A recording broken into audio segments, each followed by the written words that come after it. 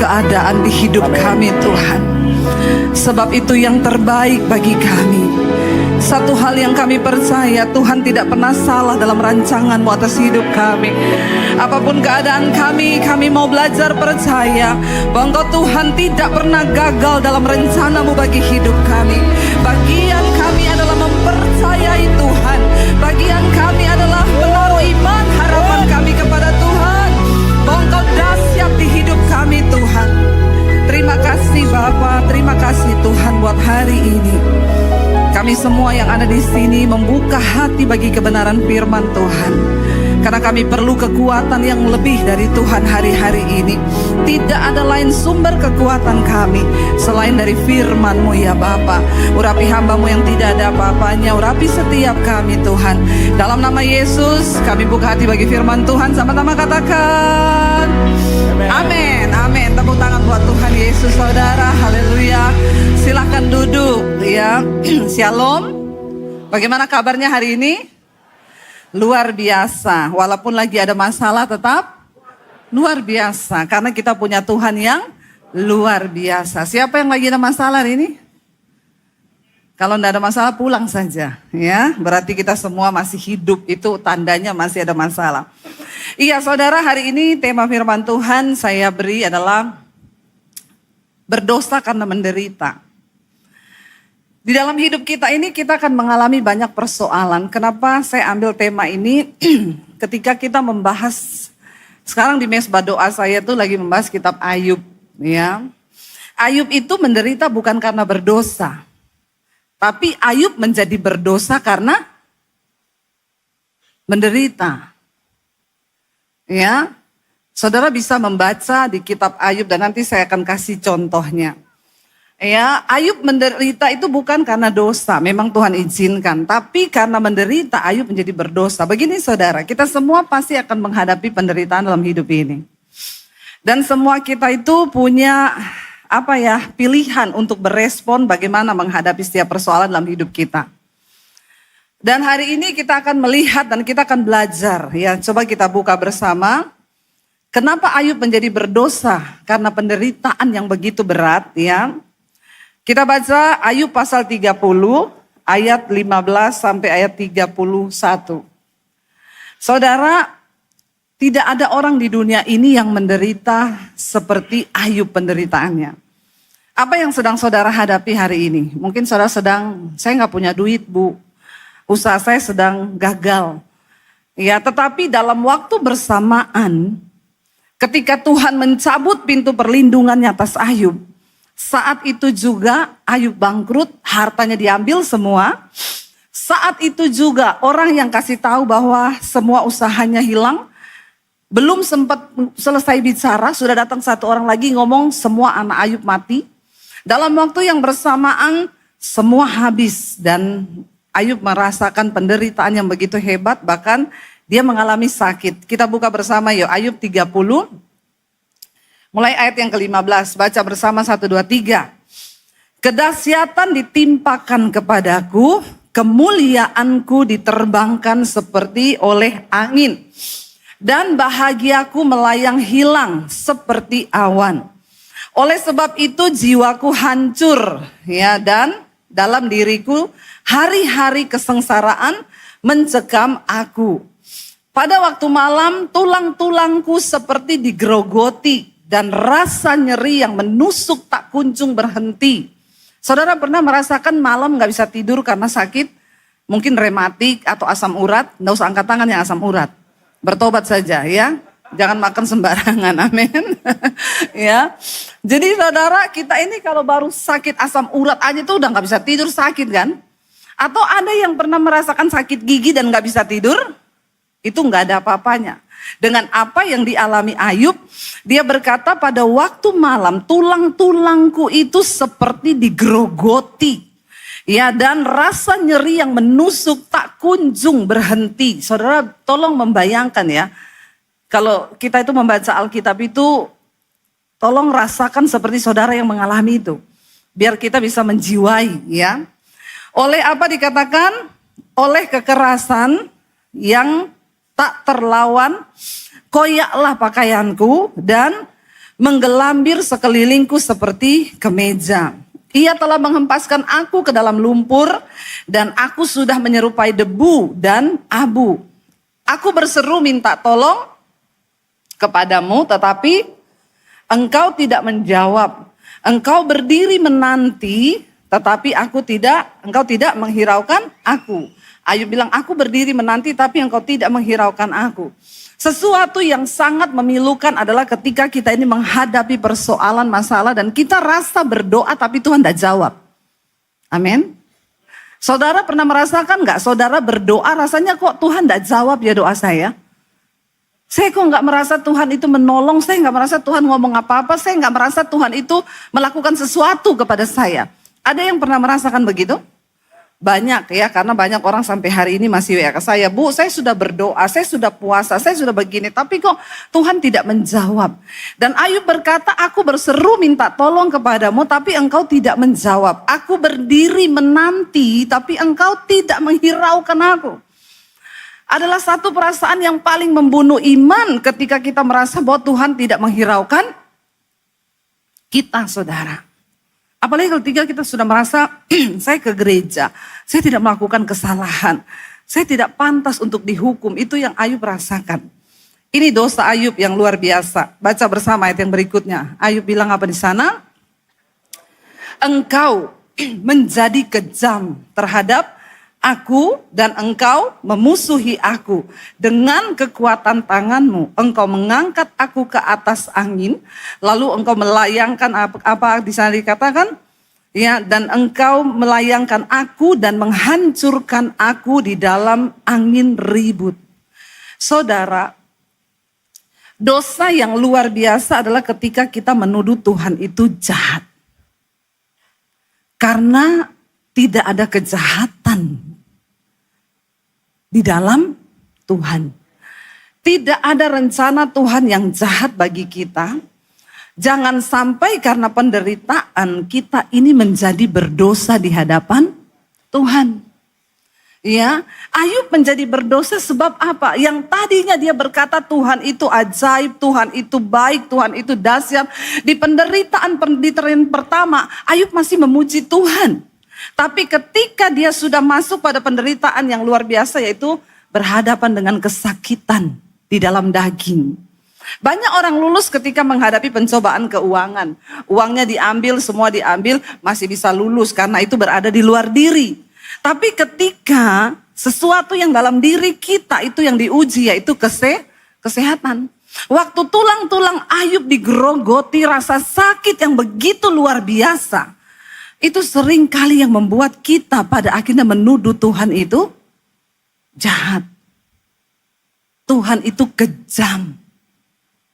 Kita merasa Tuhan gak tolong kita.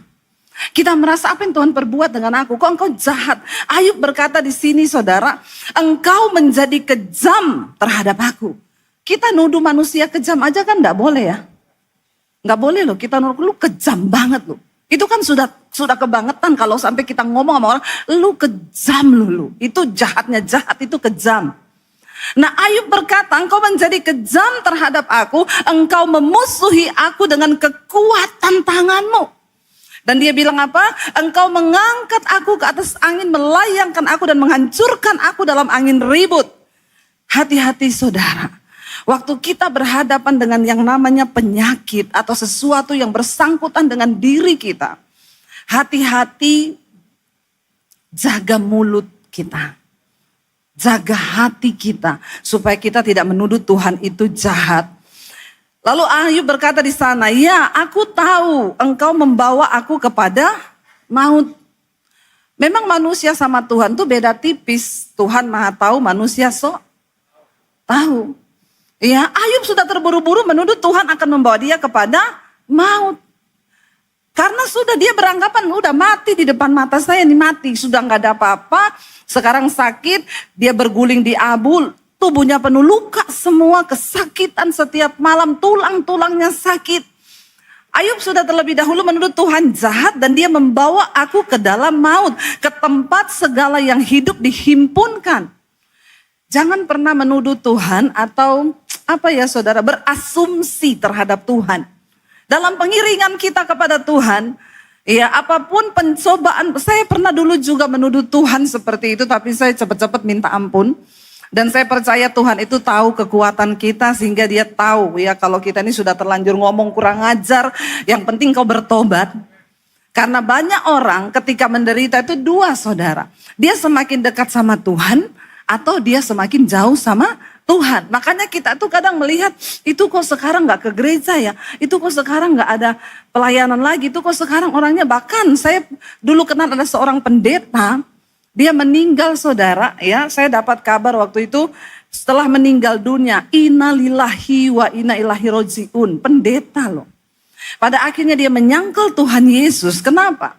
Karena tekanan hidup yang begitu berat.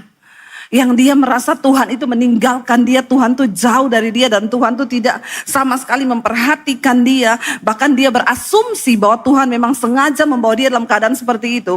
Saya dulu juga pernah merasakan seperti itu.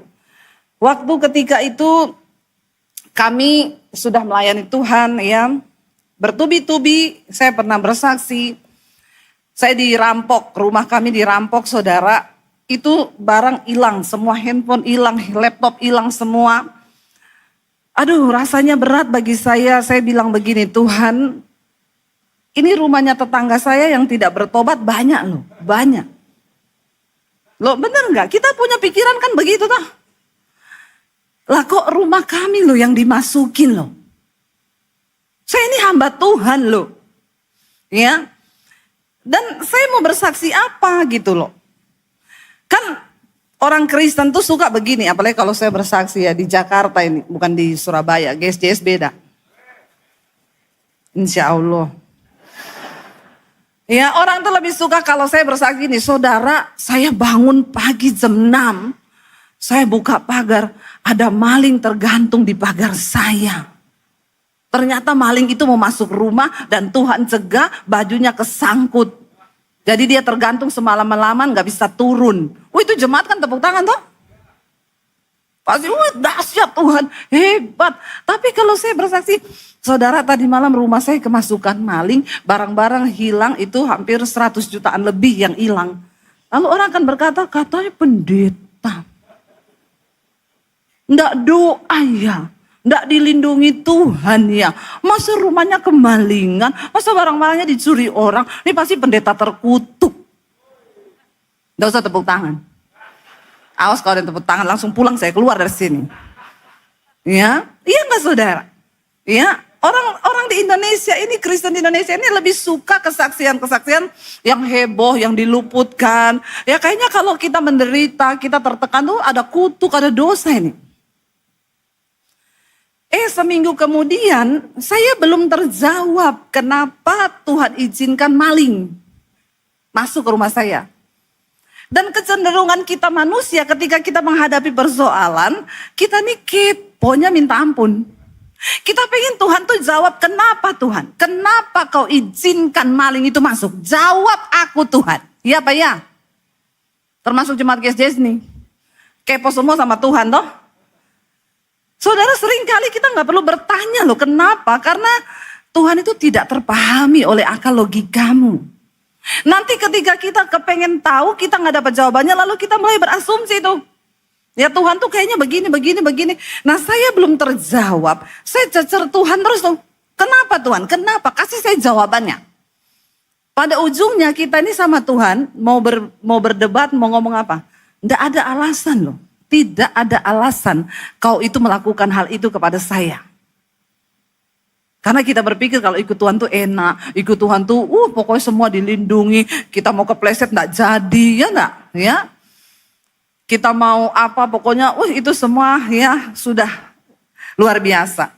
Seminggu kemudian belum terjawab pertanyaan saya. Kami tabrakan satu keluarga.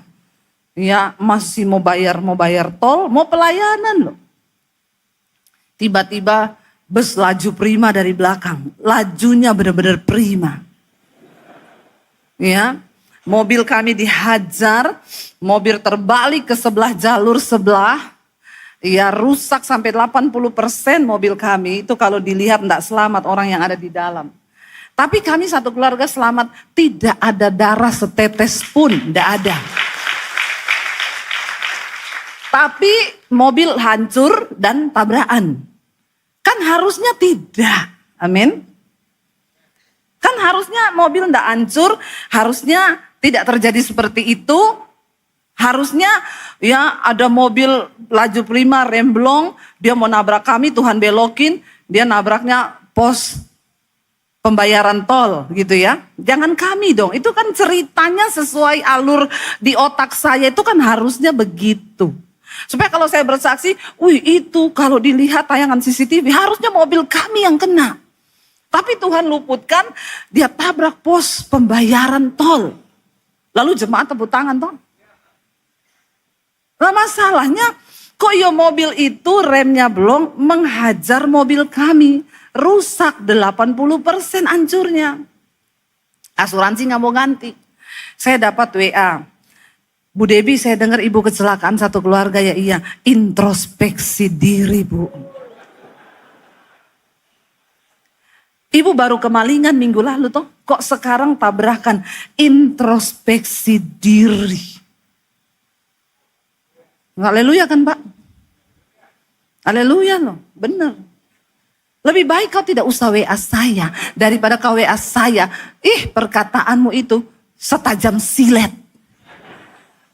Kadang orang Kristen itu mau berusaha, mau biar terlihat bijak. Tapi ternyata perkataannya itu yaitu merobek sampai ke jantung. Lu gak usah ngomong saya introspeksi, saya sudah introspeksi. Belum selesai introspeksi saya dari saya kemalingan, sudah mengalami juga hal yang begitu. Saya bertanya, waduh itu perasaan, ini benar saya alami kayak Ayub. Tuhan, kau kejam. Engkau jahat Tuhan.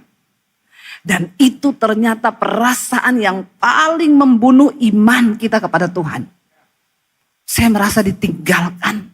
Saya merasa bahkan orang-orang gak ada yang peduli. Bahkan keluarga saya sendiri itu WA. Bertanya loh sama Tuhan, introspeksi.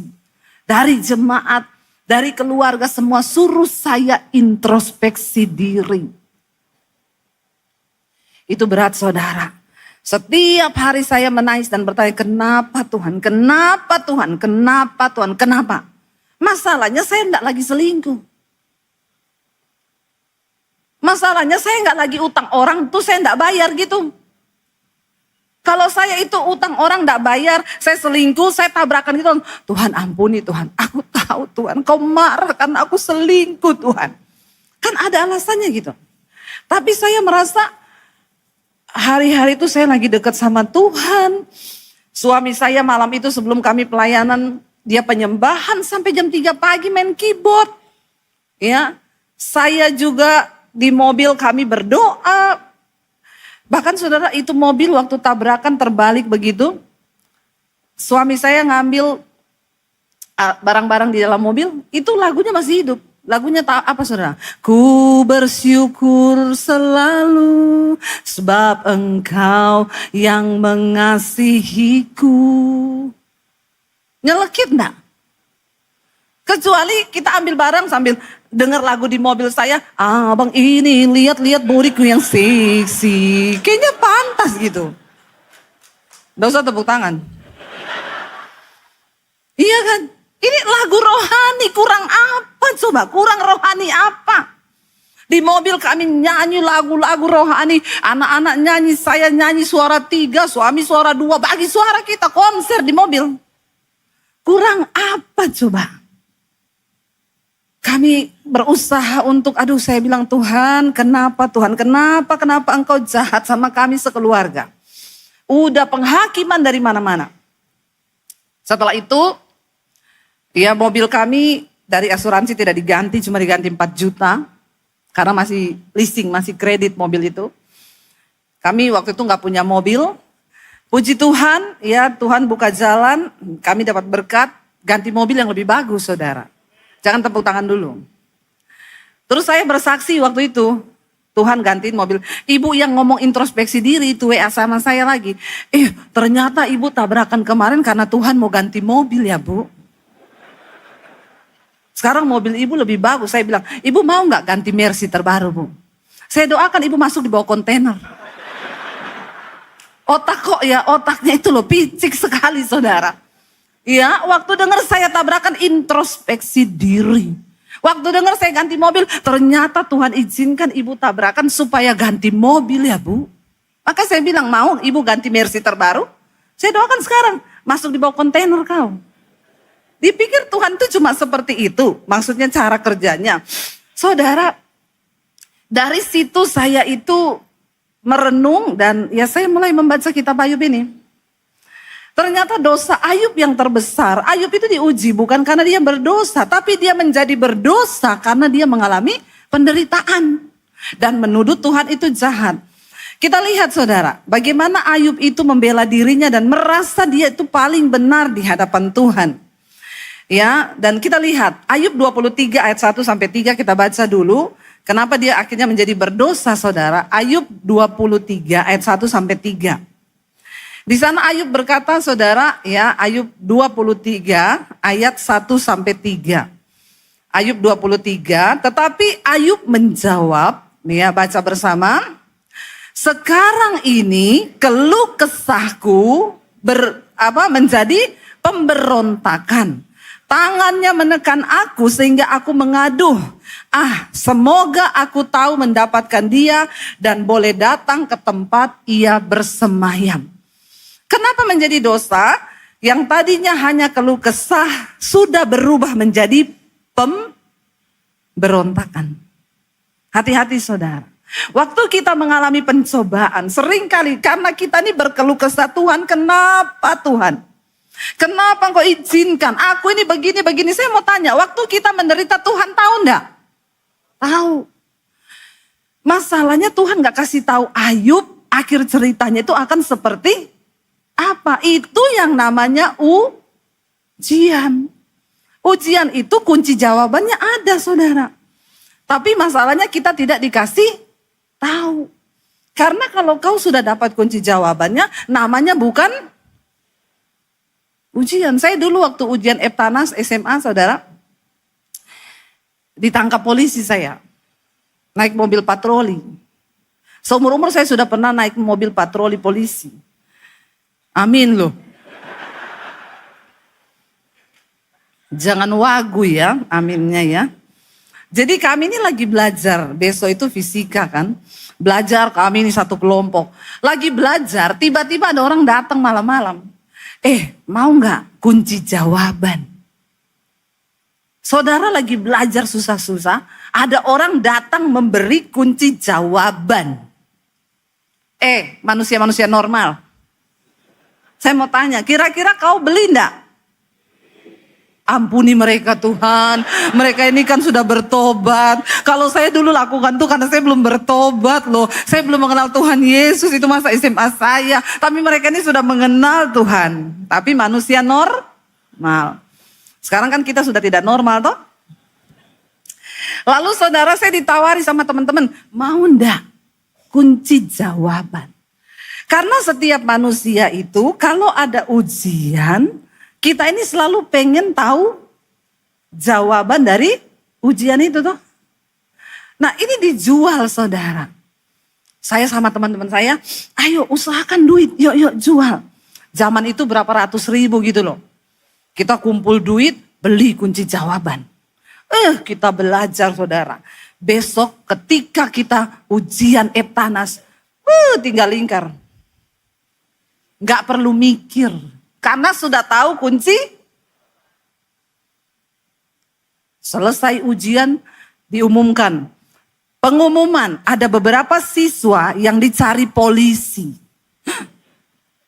Kita kaget, kenapa ya? Karena ketahuan kemarin ada yang curi kunci jawaban Eptanas di satu sekolah dan dijual. Orangnya ini sudah ketangkap, lalu dia buka mulut siapa-siapa yang beli. Dan nama-nama yang dipanggil tolong keluar temui polisi. Debbie Basir.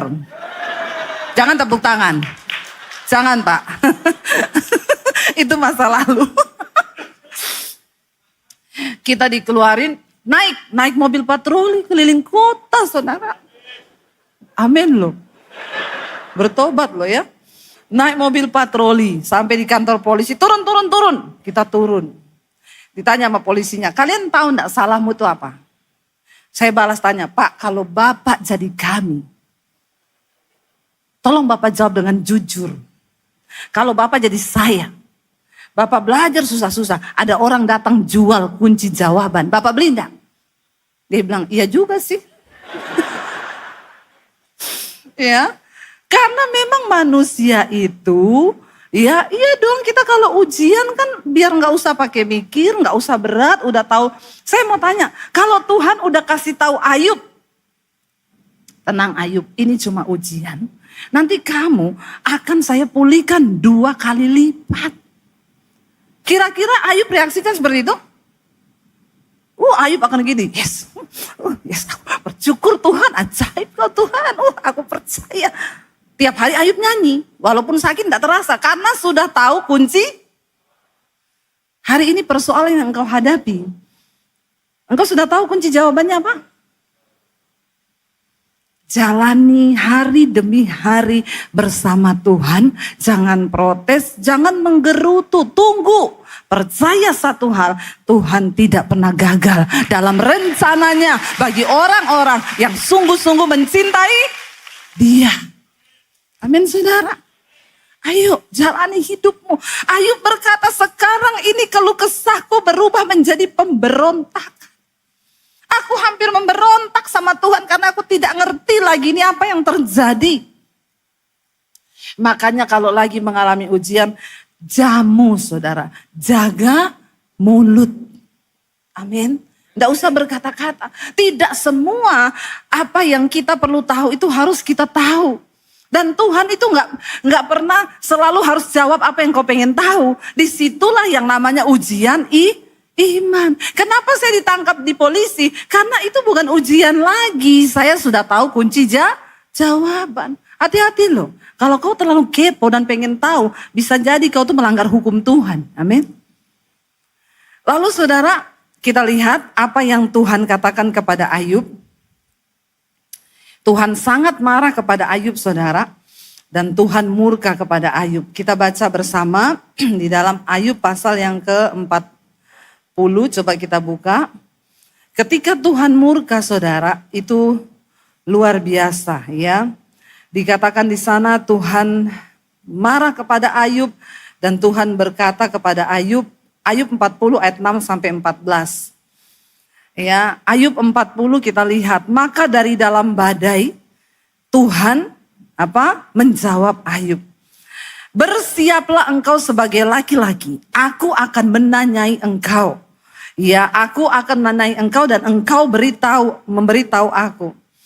Apakah engkau hendak meniadakan pengadilanku, mempersalahkan aku supaya engkau dapat membenarkan dirimu? Kalau kita ini terlalu kepo, bertanya terus sama Tuhan, akhirnya jatuh-jatuhnya kita mempersalahkan Tuhan dan menganggap pengadilan Tuhan itu tidak adil. Ayub berkata, kan engkau itu yang maha adil, tapi kenapa kau menjadi tidak adil? Engkau tahu hidupku ini benar. Ya, Tuhan bilang, apakah engkau hendak meniadakan pengadilanku, mempersalahkan aku supaya engkau dapat membenarkan dirimu? Apakah lenganmu seperti lengan Allah? Dan dapatkah engkau mengguntur seperti Dia? Hiasilah dirimu dengan kemegahan dan keluhuran. Kenakanlah keagungan dan semarak. Luapkanlah marahmu yang bergelora. Amat-amatilah setiap orang yang congkak dan rendahkanlah dia. Amat-amatilah setiap orang yang congkak. Tundukkanlah dia dan hancurkanlah orang-orang yang fasik di tempatnya. Pendamlah mereka. Tuhan bertanya, apakah engkau sanggup melakukan semua itu? Karena kau merasa engkau benar, maka aku pun akan memuji engkau. Karena tangan kananmu memberi engkau kemenangan. Ya, dan dia menuduh bahwa Tuhan itu jahat. Ya saudara, jangan sampai. Bahkan kalau saudara baca di pasal-pasal selanjutnya, Tuhan memberi gambaran tentang lukisan kuda Nil buaya. Ya, Tuhan bilang, itu kuda Nil, binatang pertama yang aku ciptakan. Dia begitu kuat. Kuda Nil tuh gak pernah kedinginan. Dia gak pernah takut dengan arus. Tapi dia dalam kegagahannya tidak sombong seperti kau.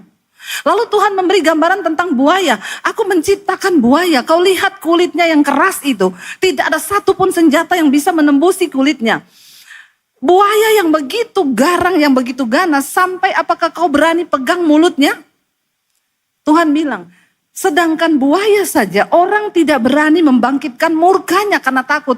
Bagaimana mungkin kau hanya manusia, engkau membangkitkan murkaku?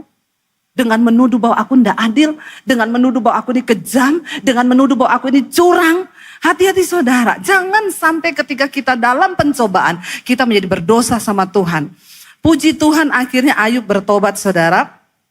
Kita lihat bersama Ayub 42. Biarlah ini juga menjadi kisah kita supaya kita juga dalam pergumulan kita bisa menang. Ayub 42 ayat yang pertama sampai ayat yang ke-6.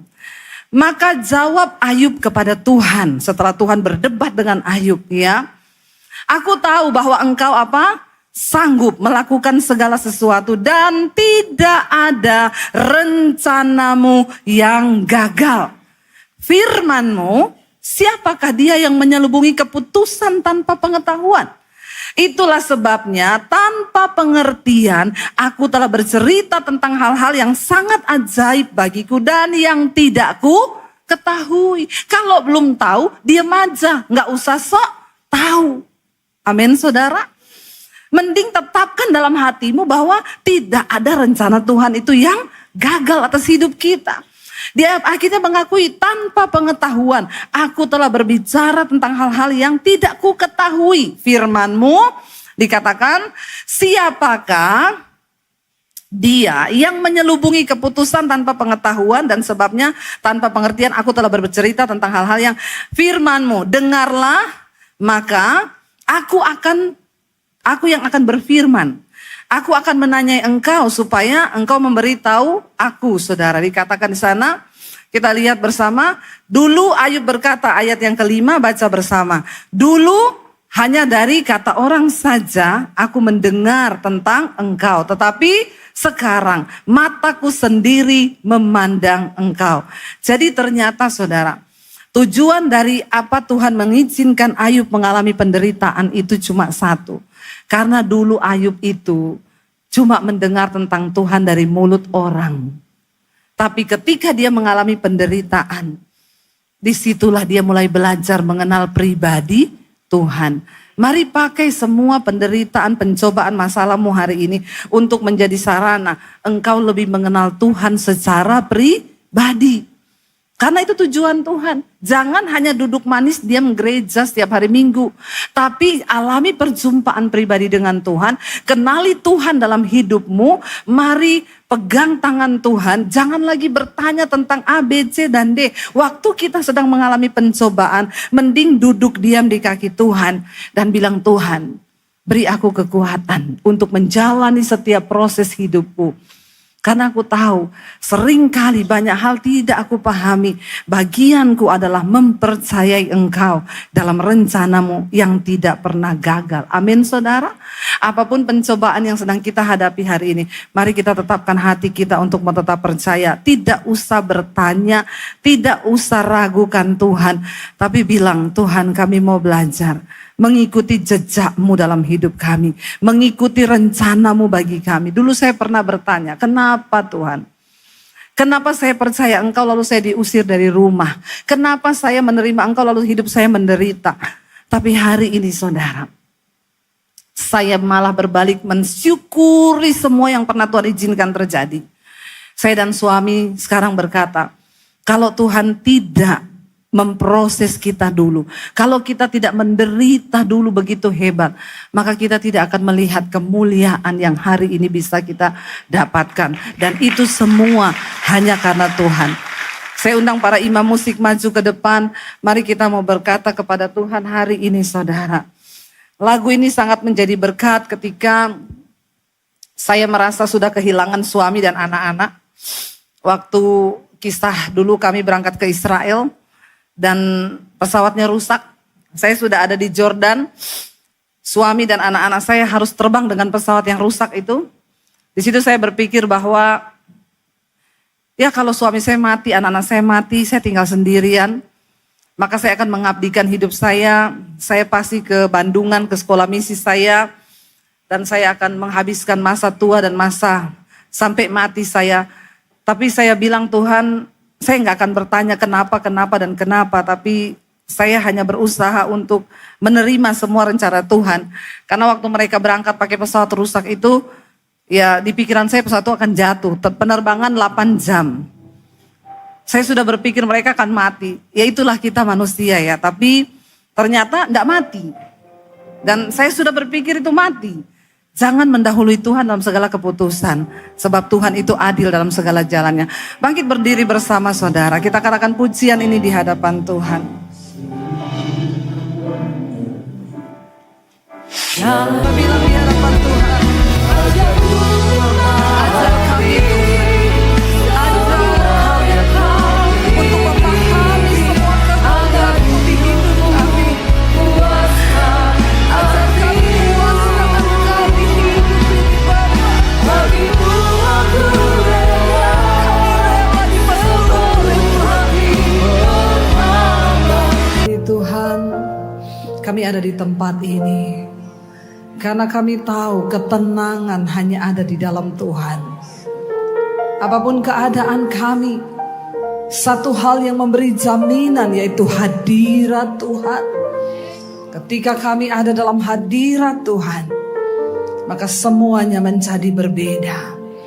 Apapun keadaan kami, apapun tekanan yang sedang kami alami hari-hari ini, kami mau tetap percaya bahwa dalam hadirat Tuhan ada kekuatan. Mungkin persoalan kami belum dijawab, mungkin kami belum menerima sesuatu yang dari Tuhan.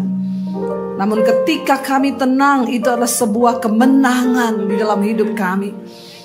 Berikan kami ketenangan dalam hadirat-Mu Bapa. Urapi setiap kami yang rindu, yang haus akan firman-Mu. Jangan biarkan waktu ini berlalu sia-sia tanpa kami peroleh sesuatu yang dari Tuhan. Kami tundukkan pikiran, hati, kehendak kepada firman Tuhan. Urapi hamba-Mu yang tidak ada apa-apanya Tuhan. Roh Kudus yang memakai hamba-Mu, sampaikan isi hati-Mu bagi gereja-Mu. Di dalam nama Yesus kami berdoa dan kami sambut firman Tuhan. Yang percaya Tuhan di tengah kita memberkati, kita katakan bersama. Amin, amin, amin. Silakan duduk Bapak Ibu yang terkasih. Shalom. Apa kabarnya? Luar biasa karena kita punya Tuhan yang luar biasa. Puji Tuhan. Terima kasih buat Bapak Gembala ya, Ibu Gembala yang sudah mempercayakan pelayanan kepada saya malam hari ini.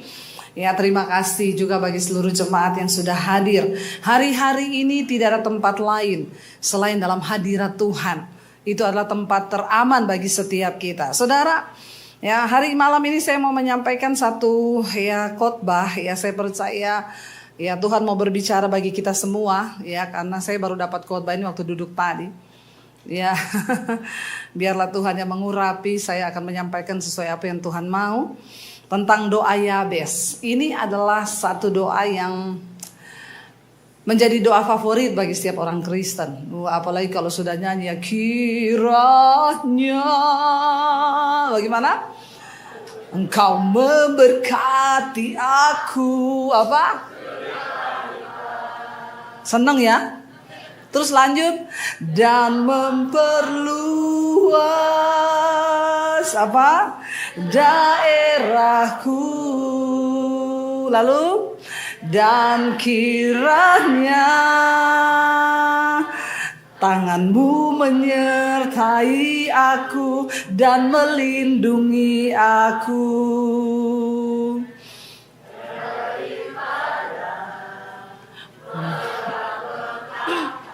Sehingga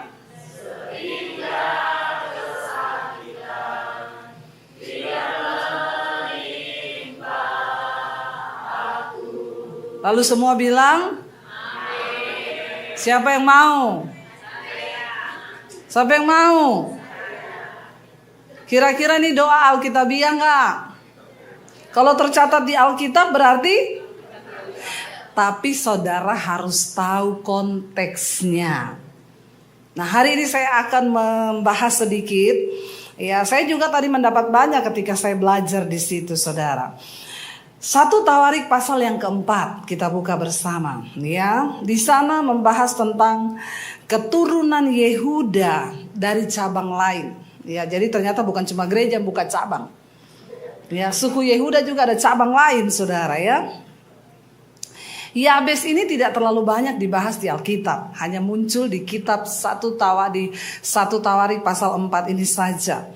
Kalau saudara baca di sana tentang keturunan Yehuda, ya, tiba-tiba di ayat yang ke-9 muncul nama Yabes. Coba kita baca bersama 1, 2, 3. Yabes lebih dimuliakan daripada saudara-saudaranya. Nama Yabes diberi ibunya kepadanya sebab katanya, aku telah melahirkan dia dengan kesakitan. Yabes berseru kepada Allah, ayat 10 katanya, kiranya engkau memberkati aku berlimpah-limpah dan memperluas daerahku, dan kiranya tanganmu menyertai aku dan melindungi aku daripada malapetaka, sehingga kesakitan tidak menimpa aku, dan Allah mengabulkan permintaannya itu. Saudara, ya, kita tahu bersama ya, pada zaman dulu itu nama tuh berarti. Orang tidak sembarang memberi nama ya, dan biasanya sesuai dengan keadaan, situasi, nama itu diberi. Kenapa Yabes itu diberi nama oleh ibunya yang artinya kesakitan? Ya, dan saya yakin zaman itu semua tahu itu artinya kesakitan. Ya, coba saudara bayangkan kalau saudara punya nama kesakitan.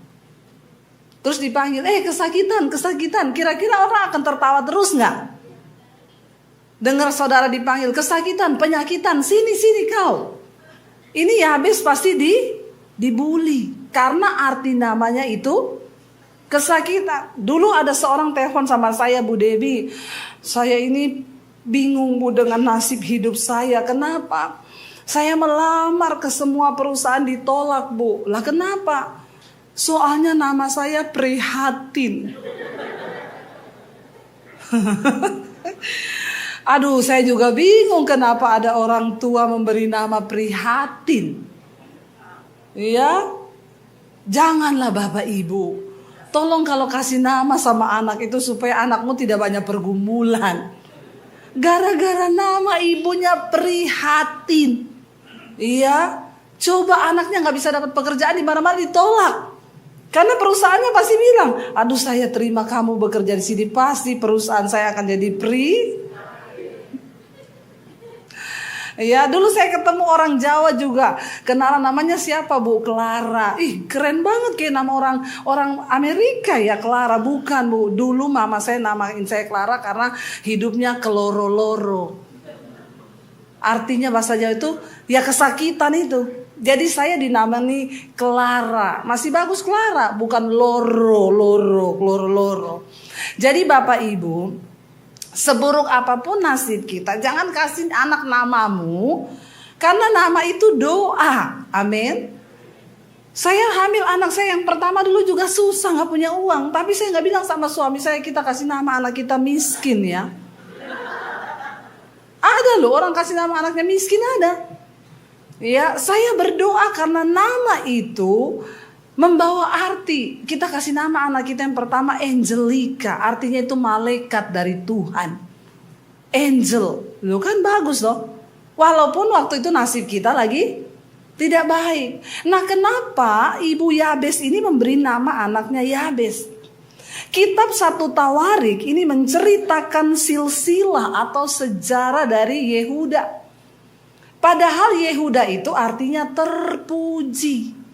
Lo sangat bertolak belakang dengan Yabes yang adalah keturunan dari Yehuda. Kemungkinan besar kitab 1 Tawarik ini ditulis pada zaman Yehuda itu telah kembali dari pembuangan di Babel.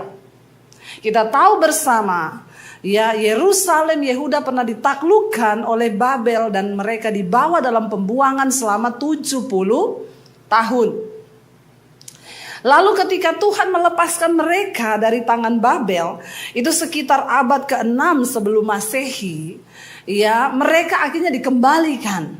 Dan saudara bisa membayangkan keadaan mereka ketika kembali dari pembuangan. Mereka tinggal, saya kasih contoh nih, saudara tinggal di Pluit. Tiba-tiba ada orang menyerang lalu kita ditaklukkan. Kita dibawa saudara kemana? Ya, yang bisa jalan kaki lah ya, nggak usah yang jauh-jauh. Yang bisa jalan kaki dari sini misalnya, saudara dari Pluit dibawa pindah ke Bogor. Masih dekat ya? Bayangkan waktu itu nggak ada mobil, hanya ada onta. Ya nggak usah yang terlalu jauh lah, yang dekat aja. Saudara dipindah ke sana, saudara memulai hidup di sana di pembuangan. Saudara tinggalkan rumahmu yang di sini, saudara tinggalkan hartamu. Ketika 70 tahun saudara sudah bekerja di sana di Babel, saudara dibawa pulang kembali ke sini. Keadaan rumahmu seperti apa? Masih ada barang-barangmu? Apalagi sudah ditaklukkan, mungkin dihancurkan, engkau pulang tinggal reruntuhan, puing-puing. Dalam keadaan yang sangat menyakitkan ketika mereka pulang dari pembuangan 70 tahun lamanya di Babel, mereka kembali ke Yehuda, ke Yerusalem. Di situ keadaannya sangat-sangat memprihatinkan, tidak ada apa-apa, mereka harus berjuang, mungkin cari-cari rumahnya sudah jadi reruntuhan. Di tengah keadaan yang seperti itu, Alkitab mencatat mereka mengalami kemerosotan secara ekonomi, mereka mengalami kemerosotan secara rohani dan iman. Tiba-tiba ibu Yabes hamil dan melahirkan anaknya. Sehingga di dalam keadaan yang pahit, dalam satu keadaan yang rasanya sulit untuk diterima, dia melahirkan. Dan mungkin dia mengelus dada. Kasihan anakku, engkau lahir dalam keadaan yang seperti ini.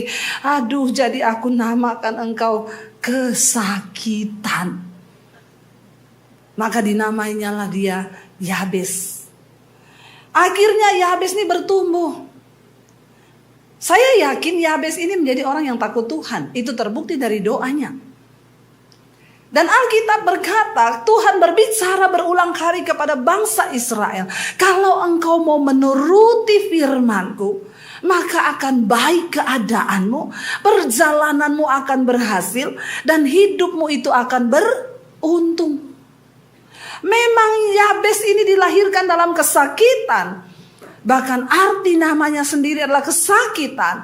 Itu iman orang tuanya yang ditaruh dalam hidupnya. Tetapi Yabes memilih untuk percaya kepada Tuhan.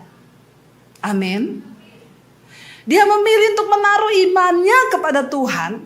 Sehingga ayat tadi berkata, Yabes itu lebih dimuliakan daripada saudara-saudaranya.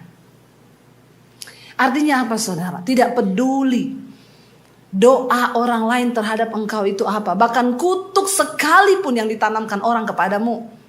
Mungkin keluargamu, mungkin sahabatmu, orang-orang berniat jahat. Atau ya kita berkata ya saya ini sudah dilahirkan dari keluarga miskin. Gak ada apa-apanya. Bukan berarti ketika keluargamu miskin engkau juga miskin. Tuhan sanggup mengubah nasib setiap manusia. Waktu engkau menaruh imanmu kepada Tuhan, maka itu menjadi hal yang akan diperhitungkan Tuhan. Saudara-saudara Yabes namanya bukan Yabes. Hanya Yabes yang bernama kesakitan. Ya, melarat. Dalam keadaan tertekan. Tetapi Alkitab mencatat. Hidup Yabes lebih dimuliakan daripada saudara-saudaranya. Dengar baik saudara hari ini. Jangan berkata memang sudah nasib saya terlahir di keluarga seperti ini. Memang sudah nasib saya terkutuk seperti ini. Ubah nasib itu bersama dengan Tuhan. Karena Tuhanlah yang sanggup mengubahkan nasib setiap orang yang mau percaya kepada Dia. Lalu saudara, kita akan melihat ya. Di sini rahasia dari doa Yabes, kita kembali tadi ke 1 Tawarik 4 ayat yang ke-10. Apa sih yang diminta Yabes? Itu menentukan bagaimana imannya dengan Tuhan. Yabes berseru kepada Allah Israel. Makanya hidupnya dimuliakan. Kenapa? Karena dia memilih berseru kepada siapa? Allah Israel. Di dalam kemerosotan rohani yang dialami bangsa Israel, ketika mereka kembali melihat puing-puing, reruntuhan, ketika melihat semua hal itu tidak mudah. Tetapi Yabes memilih tetap untuk berseru kepada Allahnya. Hari ini kepada siapa engkau percaya? Engkau mau datang kepada manusia atau engkau mau datang kepada Tuhan? Alkitab berkata, diberkatilah orang yang mengandalkan Tuhan, tapi terkutuk orang yang mengandalkan manusia. Jangan anggap enteng loh. Waktu engkau mengandalkan manusia, engkau terkutuk. Jadi bukan rumahmu yang sial, bukan angkamu yang sial. Saya tidak mau rumah nomor 13 sial. Nggak mau rumah tusuk sate sial. Yang sial itu hidup kita kalau di dalam dosa. Saya beli rumah, saya bilang sama suami, kita cari rumah tua, tusuk sate yang ada setan. Ngapa saudara? Murah. Rumahnya tusuk sate, rumah tua, ada setan. Kalau perlu angkanya 13. Ya, kita cari-cari dapat. Memang itu paling murah, 2 lantai, harganya harga 1 lantai. Ada 2 rumah, tapi persis tusuk sate di perempat, di pertigaan rumah kita tuh pas tusuk sate. Saya telepon ke bank, bisa nggak saya kredit rumah ini ditinjau bang? Nggak bisa bu, kenapa? Tusuk sate. Saya bilang sama pegawai bank, kenapa kau juga percaya tusuk sate? Bukan saya percaya bu, bank tidak mau ambil. Kenapa? Kalau ibu kredit lalu ibu tidak bisa bayar, kita jual susah karena itu tusuk sate. Kenapa rumah itu tidak laku-laku dari dulu bu? Karena memang bank semua tolak itu 2 rumah memang. Ini bisanya dibeli dengan orang yang punya uang cash. Waktu itu Tuhan memberkati kami. Setelah pandemi saya jadi YouTuber. Puji Tuhan. Jadi kami bisa beli rumah itu cash. Ya, tusuk sate, rumah tua, ada setan lagi. Ya, enggak apa-apa, satpamnya bilang, "Ibu, kenapa berani tinggal di rumah ada setan?" "Oh, kalau saya masuk, Pak, setannya keluar. Pindah di pos satpammu." Jangan begitu. Kalau imanmu gak kuat, setannya tinggal di posmu, kau yang keluar. Tapi kalau imanmu kuat, setannya pergi cari kontrakan lain. Amin. Makanya saudara, imannya harus supaya jangan kau takut sama setan. Setan yang takut sama kau. Bilang amin. Ada orang Kristen takut setan. Pendeta minta pindah hotel malam-malam. Ditanya panitia gereja, kenapa pak? Ini hotel ada setannya. Dalam hati saya bilang, kenapa dia yang pindah? Harusnya dia suruh tuh, itu setan yang pindah hotel. Kalau saya masuk di hotel ada setan, saya bilang, setan saya mau tidur, kau pergi cari hotel lain ya. Jangan kau ganggu saya, setannya pergi. Jangan kita yang pergi, setan yang menang. Amin. Ya, jadi begitu. Ini kenapa tadi sampai di setan?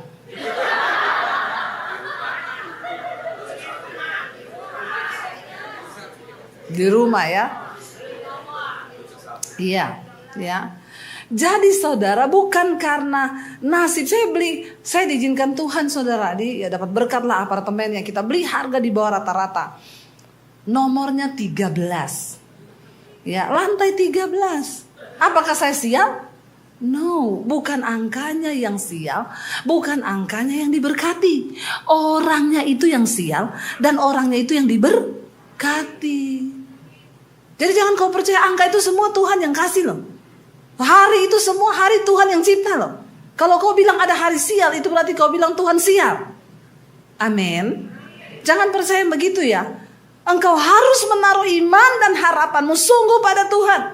Kenapa Yabes memilih berseru kepada Tuhan? Dia tidak mau menaruh nasibnya kepada namanya itu, yaitu kesakitan. Dia memilih berseru kepada Allah. Dikatakan di situ, lalu Yabes berseru kepada Allah Israel. Di mana engkau menaruh imanmu hari-hari ini? Apakah engkau percaya pada manusia? Apakah engkau percaya pada depositmu? Apakah engkau percaya pada uangmu? Atau apakah engkau menaruh hidupmu percaya dan berseru hanya kepada Tuhan? Ya, ketika engkau berseru kepada Tuhan, engkau akan melihat, saudara, apa yang Yabes minta. Yang pertama dia bilang begini, kiranya engkau memberkati aku berlimpah-limpah. Saudara, saya tidak mau menjadi orang kaya. Saya mau menjadi orang yang diberkati. Amin. Karena orang kaya belum tentu tapi orang yang diberkati pasti kaya. Kaya itu kan bisa banyak ya. Kaya hati kan. Ada yang tepuk tangan. Berarti memang itu orang kaya hati tuh. Ya, kaya itu bisa loh. Ada orang kelihatannya kaya secara materi, tapi pelit, itu miskin di hadapan Tuhan. Pelitnya minta ampun. Ya, ngasih kolektor 2.000. Saya mau menyinggung ini orang-orang Kristen ini. Pakai tas 5 juta, 20 juta, 50 juta. Saya sering intip itu orang kalau mau kasih kolektor. Pakai tasnya 40 juta, saya lirik ngasih kolektor 5.000. Gojek. Seharga angkot. Biar engkau pakai tas mahal. Kalau persembahanmu 5.000, engkau miskin di hadapan Tuhan. Sebaliknya ada orang yang biasa, gak pakai tas bermerek. Tapi dia tahu bahwa memberi itu adalah sesuatu yang menyukakan hati Tuhan. Dia lihat orang susah, dia tolong. Ya, dia lihat orang menderita, dia tolong. Dia ke gereja, saudara. Dia sudah atur persembahan dari rumah. Tuhan, bagiku berat ngasih 50.000. Tapi aku percaya ini adalah investasi di dalam kekekalan. Engkau kaya di hadapan Tuhan. Ada sponsor di belakang, tepuk tangan. Cuma satu orang toh. Nggak tahu itu siapa. Ambil sepeda di belakang. Ya, jadi Bapak Ibu, doa Yabes yang pertama, berkati aku Tuhan. Bukan bikin aku kaya Tuhan. Banyak orang kaya tapi gak diberkati. Artinya apa? Dia kaya tapi dia gak bisa menikmati kekayaannya. Suami istri ribut, berantem, anak-anaknya hancur, keluarga hancur. Itu kaya secara dunia tapi engkau tidak diberkati. Maka saya bilang, berdoalah supaya engkau menjadi orang yang diberkati Tuhan. Artinya diberkati itu seberapapun yang engkau punya, mampu engkau syukuri. Bahkan hidupmu berdampak bagi banyak orang. Orang itu disebut kaya di hadapan Tuhan, bukan dinilai dari berapa banyak yang engkau punya, tetapi dari berapa banyak hidupmu itu berdampak bagi banyak orang. Mungkin engkau gak kaya harta, tapi engkau mampu menghibur mereka yang dalam keadaan susah. Engkau datang, kau bisa berdoa, kau beri sesuatu. Orang kaya itu mesti cenderung memberi sesuatu. Bukan hanya uang. Tapi ketika hidup kita berdampak. Makanya Yabes bilang, berkati aku Tuhan berlimpah-limpah. Pertama, Yabes menaruh iman kepada Tuhan.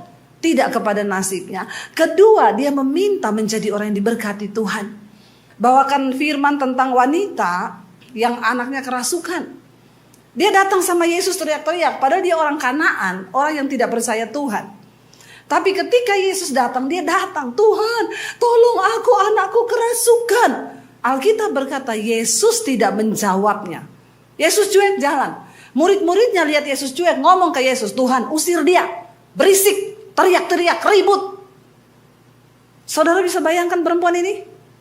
Yesus menoleh kepada dia ngomong gini, aku datang untuk anak-anak dari bangsa Israel. Aku datang membawa roti buat anak-anak. Pantaskah roti ini keberkasih kepada anjing? Bayangkan saudara. Kalau ada di antara kita yang diomongin, dikata-katain loh sama Yesus anjing loh. Saya yakin itu orang Kristen zaman now. Apalagi dengar murid-muridnya ngomong, Yesus usir saja dia, berisik.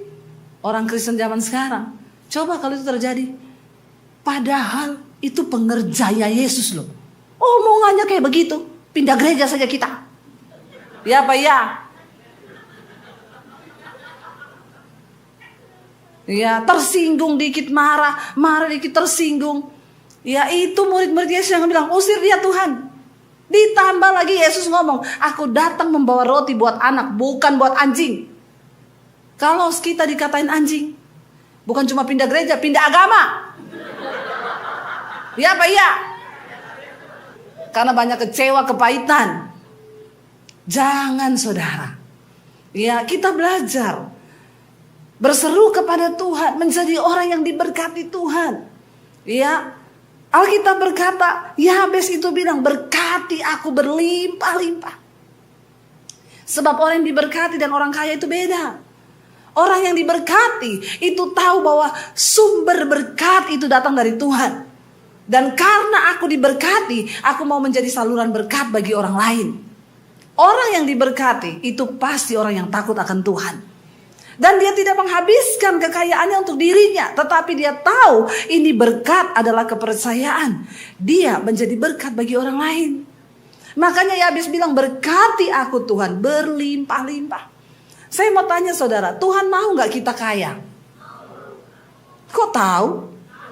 So tahu loh. Ya, siapa yang mau? Kau yang mau. Tuhan mau kita menjadi orang yang diberkati sehingga kita menjadi berkat. Saya tuh ingat dulu saya miskin. Mau memberkati itu mau. Tapi gak ada yang mau saya berkati, ini gimana Tuhan? Sampai saya pernah pelayanan ke satu desa. Tuhan ngomong, kamu kasih pendeta ini ya, sekian. Saya tengking tuh suara, dalam nama Yesus. Karena kalau saya kasih benar, habis ATM saya ini. Orang ATM cuma 10 juta, suruh ngasih 5 juta. Bagi rata ke pendeta-pendeta, saya tengking langsung dalam nama Yesus. Kan beda kalau uang saya 100 juta, suruh kasih 5 juta dengan senyum tuh. Tapi ini cuma segitu, tapi saya belajar taat. Ya, akhirnya saya tabur saudara. Kenapa hari ini Tuhan memberkati saya? YouTuber. Ya, itu dampaknya. Karena kita ini bisa dipercaya menjadi bendaharanya Tuhan. Orang yang diberkati tahu bahwa berkat itu datang dari Tuhan. Kemarin suami saya bersaksi kepada beberapa orang ketika Tuhan memberkati kami di tengah masa pandemi. Kami bangun beberapa gereja di desa. Setiap bulan kami transfer pendeta-pendeta desa. Itu transferan saya buat beli tas LV bisa tiap bulan. Tapi saya tidak melakukan itu. Karena orang yang diberkati tahu bahwa berkat itu datang dari Tuhan. Tidak untuk dia dinikmati sendiri. Lalu suami saya cerita, bapak-bapak itu tanya, Pak, rahasianya apa Pak supaya kita ini diberkati? Suami saya jawab, jangan jadi laut mati. Kalau air tidak mengalir, berkat tidak mengalir, itu laut mati. Saudara tahu ya ada laut mati? Kematian. Gak ada kehidupan di laut mati. Kadar garamnya tinggi sekali. Orang jatuh di dalam ketelan, mati. Kalau engkau kaya dan engkau mandek kekayaanmu, tidak engkau salurkan, engkau jadi laut mati. Tapi ketika engkau menjadi sumber air yang mengalir, itu airnya itu baru memberi kehidupan. Banyak makhluk hidup di dalamnya karena air itu mengalir. Amin saudara. Yabes gak bilang jadikan aku kaya. Nah tapi orang Kristen sekarang nyanyinya udah beda. Ya, engkau memberkati aku berlimpah-limpah. Bayangannya rumah besar, mobil banyak, depositnya triliun. Nggak mungkin. Engkau harus ngerti apa makna dari doa ini. Ini doa sangat alkitabiah. Minta agar engkau menjadi orang yang diberkati. Bukan hanya menjadi orang kaya, tapi orang yang diberkati. Lalu yang berikutnya dikatakan di sana saudara, Yabes bilang, ya perluas daerahku Tuhan. Kalau engkau diberkati, Tuhan akan membuka daerahmu itu semakin luas. Artinya apa? Hidupmu menjadi berkat semakin banyak. Dulu ketika saya belum diberkati Tuhan, pas-pasan. Saya tetap memberkati, tapi skupnya kecil. Jumlahnya juga kecil. Ketika Tuhan memberkati, saya berlimpah. Skupnya besar. Semakin banyak orang yang diberkati Tuhan lewat hidup kita. Itu loh artinya perluas daerahku. Bukan artinya ketika engkau bilang perluas daerahku, Tuhan kasih tanah, tadinya 1 hektar sekarang jadi 3 hektar. No. Perluas daerahku Tuhan. Perluas daerah hidupmu berdampak gitu loh. Kalau tadi engkau cuma memberkati orang tuamu, kakak adekmu, ketika engkau diberkati, engkau bisa memberkati ponakan-ponakanmu yang susah, ipar-iparmu, engkau bisa memberkati sepupu 2 kali, sepupu 3 kali, bahkan sepupu lain kali. Amin. Karena Tuhan memperluas daerahmu. Miliki pemahaman yang benar, supaya imanmu benar, sehingga gak ada orang Kristen kepahitan. Ya, jadi Yabes ini tahu bahwa ketika dia diberkati berlimpah, Tuhan perluas daerahnya untuk dia bisa berdampak. Bukan untuk beli tanah 1 hektar, 2 hektar, 3 hektar. Jangan jadi laut mati. Artinya perluas daerahku Tuhan. Tuhan perluas daerahmu. Lalu dikatakan di sana, dan kiranya tanganmu menyertai aku. Jadi sebenarnya isi doa Yabes ini bukan doa yang hedon. Dia minta penyertaan Tuhan loh. Karena dia tahu bahwa dengan kekuatannya dia gak mampu berjalan sendiri. Saudara, hari ini kita butuh penyertaan Tuhan. Bukan soal engkau berjalan di dalam keadaan yang seperti apa. Asalkan ada penyertaan Tuhan di situ, itulah kemenangan bagi setiap kita. Asal ada penyertaan Tuhan. Dulu ketika saya berdoa, saudara, waktu saya masih di Solo belum menikah, saya pelayanan, saya berdoa Tuhan bagaimana hidup saya ke depan. Saya melihat, saya dapat penglihatan dalam doa itu, saya berdiri di satu jalan itu seperti padang gurun, dan itu ada jalan setapak berliku-liku dan ujungnya nggak tahu di mana. Dan Tuhan berkata, kamu harus melewati jalan itu. Waktu itu saya bilang, Tuhan saya takut. Kenapa? Karena ujung jalannya saya tidak tahu ada di mana. Yang kedua, saya di sini sendiri. Tiba-tiba Tuhan itu turun di depan saya. Saya tangkap jubahnya. Saya bilang, jangan tinggalkan aku Tuhan. Yesus itu menoleh kepada saya dan berkata, seburuk apapun jalan di depanmu, asalkan aku besertamu, jangan takut. Aku besertamu. Saya nangis bercucuran air mata. Saya bilang, amin Tuhan, aku tidak akan takut. Seburuk apapun jalanku, saya sendiri. Saya gak punya keluarga, saya gak punya orang tua, saya tidak punya siapa-siapa. Tapi aku punya Engkau Tuhan. Dan Engkau berjalan bersamaku. Seburuk apapun jalan itu, aku tidak takut sebab Engkau besertaku. Amin, itu yang Daud bilang. Ya, sekalipun aku dalam lembah kelam, ku tak takut sebab Kau. Amin. Itu yang harus kita perkatakan. Makanya Yabes tahu benar, dia sudah disumpahi, dikutuki, namanya artinya kesakitan. Makanya dia bilang, Tuhan sertai, biar tanganmu yang menyertai aku. Saudara, kalau tangan Tuhan yang menyertai kita, apa yang dilakukan manusia buat kita? Mereka tidak sanggup. 1000 tangan berusaha menjatuhkan kita, 1 tangan Tuhan menopangmu, itu cukup. Hidupmu tidak akan pernah goyah. Amin. Mau manusia memfitnah seperti apapun, percayalah waktu tangan Tuhan yang pegang engkau, engkau tidak perlu takut. Jangan takut. Makanya Yabes tahu benar. Biarlah malam ini kita juga tahu benar bahwa kita tidak punya andalan lain selain berharap penyertaan Tuhan. Dia bilang, biar tanganmu menyertai aku dan melindungi aku. Yabes percaya bahwa hanya perlindungan Tuhan itu yang sangat berkuasa. Kita gak bisa berlindung pada apapun hari-hari ini. Jangan engkau berkata, saya sudah tenang Bu. Kenapa? Karena depositku banyak. Ya, saya punya simpenan banyak. Saudara, dunia ini sedang berlalu dengan semua keinginannya. Dan tidak ada satupun yang pasti di dunia ini. Betapa kita tidak mengerti akan apa yang akan terjadi 5 menit ke depan. Karena itu kita perlu meminta perlindungan Tuhan. Amin. Saat kita berjalan bersama perlindungan Tuhan, itu yang paling aman, saudara. Ya, makanya Yabes tahu benar, dia bilang, lindungi aku Tuhan daripada apa? Malapetaka. Ya, kita tidak pernah tahu apa yang akan terjadi, tapi Tuhan itu tahu. Ya, bahkan 5 menit ke depan kita nggak tahu. Biarlah kita ini terus menaruh harapan, berlutut di kaki Tuhan, merendahkan diri dan berkata, Tuhan, aku perlu Engkau. Jangan pernah engkau berjalan dengan kekuatanmu sendiri. Dalam hal sekecil apapun, libatkan Tuhan. Kita belajar hidup bukan untuk kepentingan diri. Tuhan akan menyertai, melindungi. Lalu Yabes berkata apa di sana? Dan biar tanganmu menyertai aku dan melindungi aku daripada malapetaka, sehingga apa? Arti namanya apa? Yabes tahu dia diberi nama kesakitan oleh ibunya.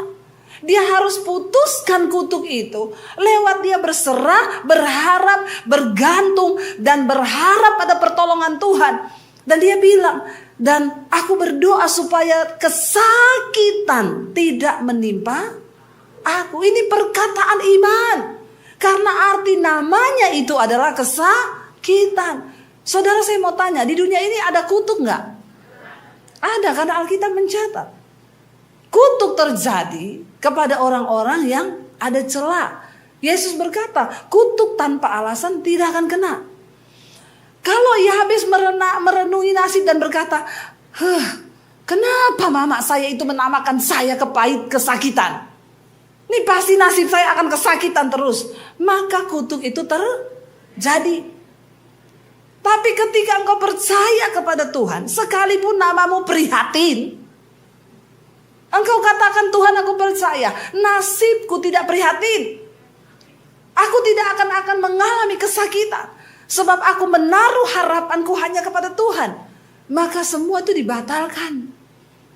Makanya orang banyak bertanya, Bu, apakah saya ini kena kutuk ya? Saya bilang, kalau kamu hidup dalam dosa, kutuk itu kena. Tapi kalau kamu bertobat, hidup dalam kekudusan, mencari perkenanan Tuhan, maka kutuk itu putus, saudara. Kutuk itu ada. Contoh, saya pernah melayani, ada suami istri, mereka ini hamil sebelum menikah. Dia melahirkan anak 6-nya semuanya hamil sebelum menikah.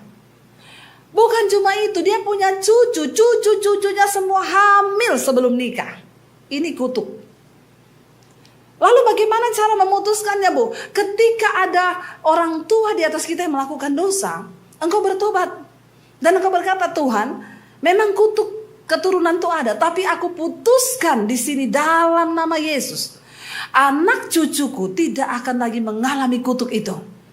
Engkau hidup dalam kebenaran, kutuk tanpa alasan tidak akan kena.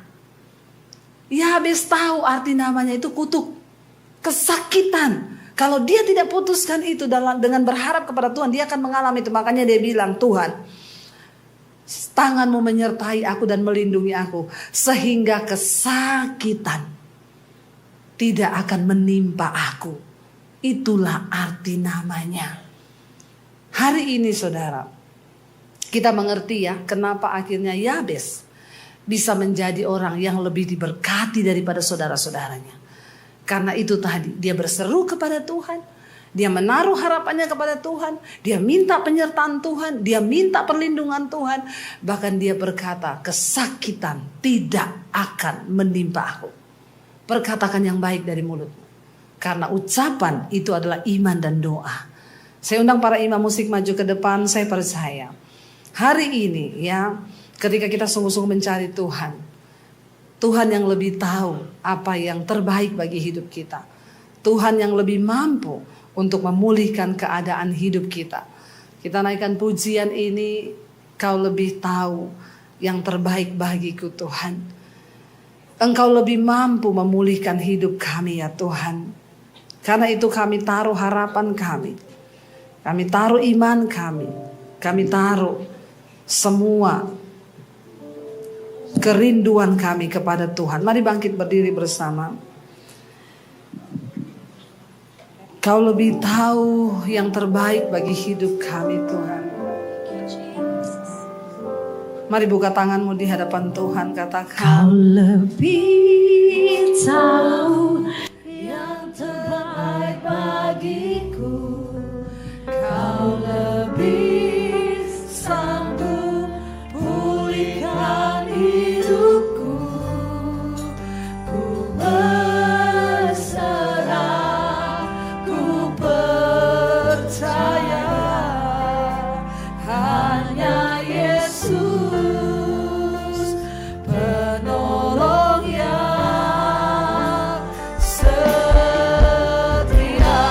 Lebih lagi mari angkat tanganmu di hadapan Tuhan. Kau lebih tahu yang terbaik bagiku. Engkau yang lebih sanggup, Lebih sanggup pulihkan hidupku. kami berserah kepadamu. Berserah, Kami percaya hanya Yesus penolong yang setia. Mari tutup mata dalam hadirat Tuhan. Percayalah, tidak ada nasib yang tidak dapat dirubah oleh Tuhan. Tidak ada kutuk yang tidak sanggup diputuskan oleh Tuhan. Tidak ada kesakitan, kepahitan, tekanan, persoalan yang tidak mampu dipulihkan oleh Tuhan. Hanya malam hari ini, pastikan kita berseru kepada Tuhan yang benar. Jangan pernah andalkan manusia. Jangan andalkan kekuatanmu sendiri. Tapi hari ini katakan, kami bertobat Tuhan. Kami rendahkan diri di bawah kaki-Mu. Kami mengakui bahwa hanya Tuhan satu-satunya yang sanggup mengatur jalan hidup kami. Kami tidak ada apa-apanya. Kepandaian kami, kekuatan kami itu terbatas Tuhan. Datang pada Tuhan malam ini saudara. Katakan dan nyatakan seluruh keadaanmu kepada Tuhan. Mari sembah Tuhan, sembah Tuhan. Kami datang padamu, membawa hidup kami. Ini hidup kami Tuhan. Ini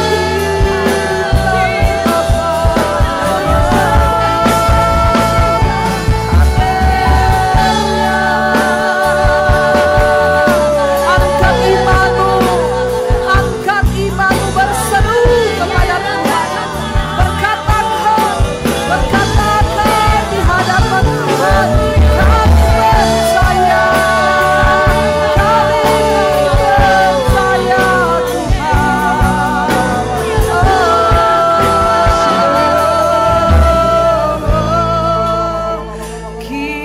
Kiranya Engkau Sehingga kesakitan tidak menimpa aku. Sehingga kesakitan tidak menimpa aku. Kami percaya Tuhan. Nasib kami diubahkan, keadaan kami diubahkan, kutuk diputuskan. Engkau memakai hidup kami menjadi berkat. Kami diperluas Tuhan daerah kami sehingga hidup kami berdampak bagi banyak orang. Kami tidak takut menjalani hari-hari kami, sebab Tuhan yang kami percayai adalah Tuhan yang sanggup